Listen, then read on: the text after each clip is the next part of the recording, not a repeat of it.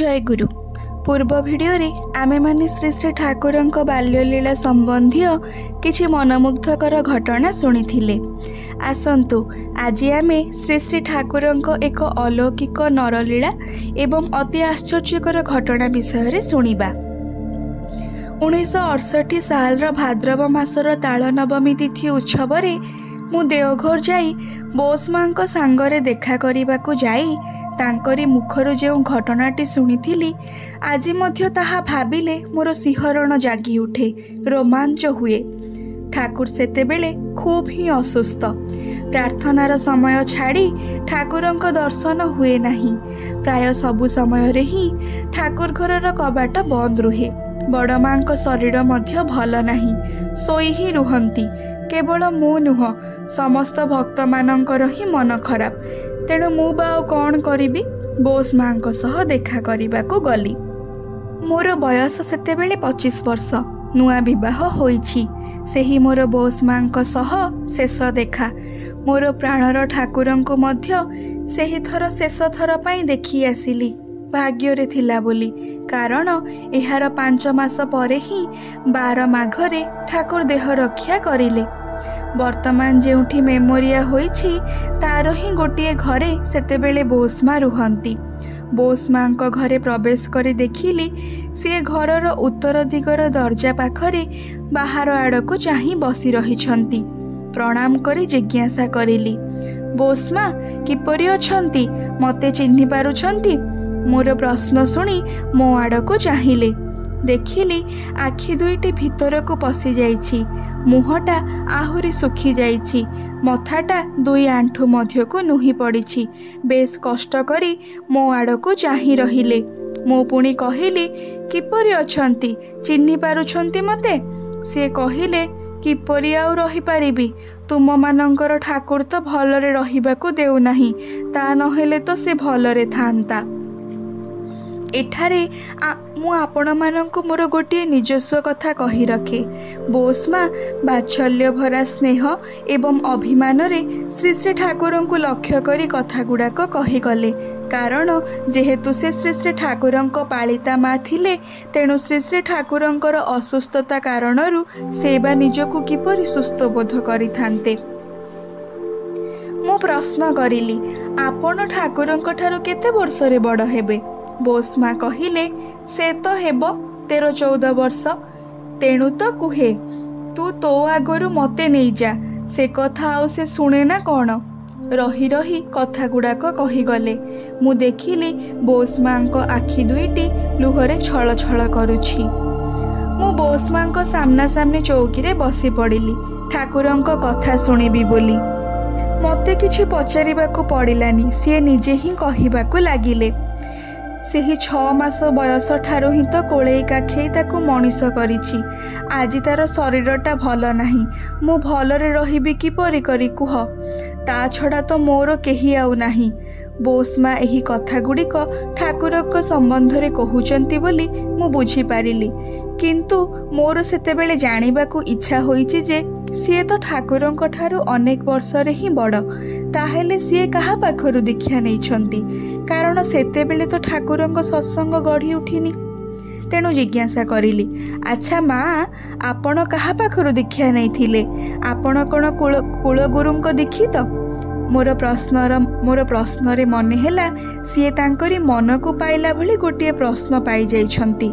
एते समय विषादग्रस्त होई बसिथिले, वर्तमान सचेतन होई कही उठिले, ना ना, सेही सब गुरु माने मते भल लागंती नाही।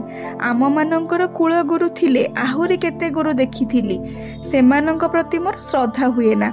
मोर भाई शिवचंद्र चक्रवर्ती प्रति मोर श्रद्धा हुए। केते थर जाइछि भाईंक पाखकू दीक्षा नेबा पाई, किंतु से कौनसी उपाय रे मध्य दीक्षा दियंती नाही। केवल कुहंती, तुम मानंकर कुलगुरु अछंती, तांको पाखरु दीक्षा नियो। मोर किंतु आउ अन्य काहाकू भल लागे नाही। एपरी करी मोर बयस बढ़ी चलीछि।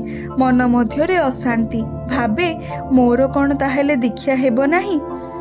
बोस मां निजे निजे ही एकाथरके कही चलीछंती।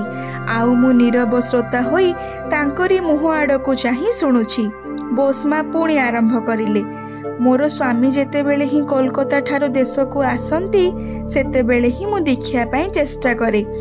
भाई पाखक जाई काकुति मिनती करी दीक्षा चाहे सी से ही गोटे ही कथा कहती, देख आम मानकर गुरु वंश नाही, आम मानकर वंशरे किए दीक्षा दियंती नाही, तेणु मु पारिबी नाही।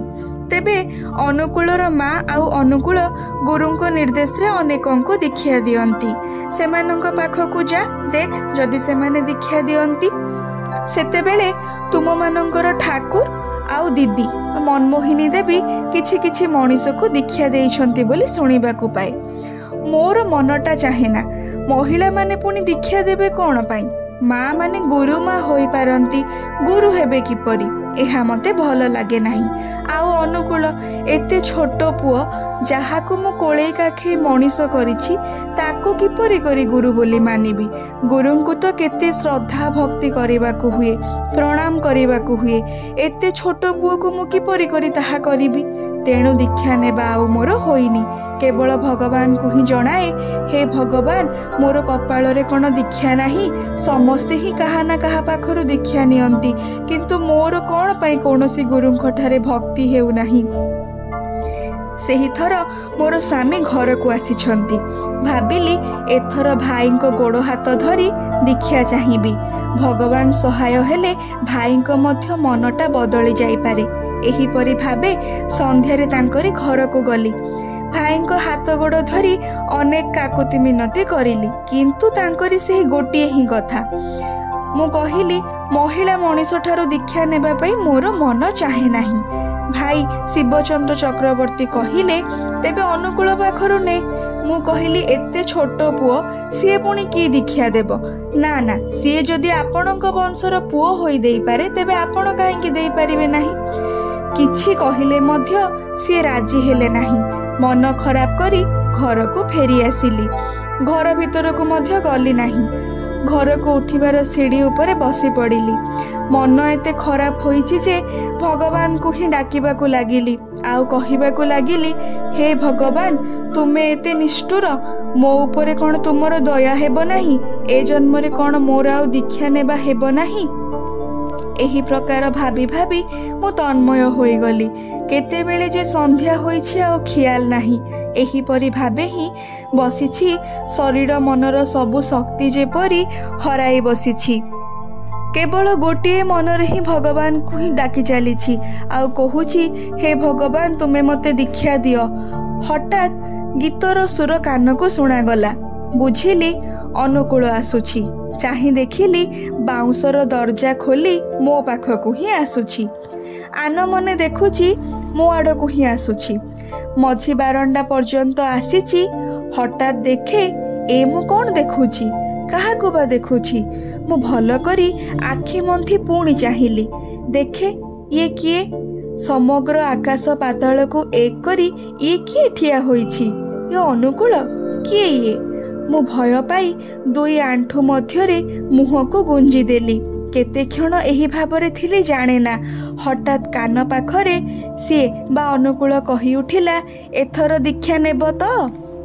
बोसमा कथा गुड़िक ठीक भाबरे कही पारु नथिले, केवल बार बार कहूथिले, ए मु कौन देखुछि? आकाश पाताल एक करी किए ठिया होई रहिछि? ये कौन अनुकूल?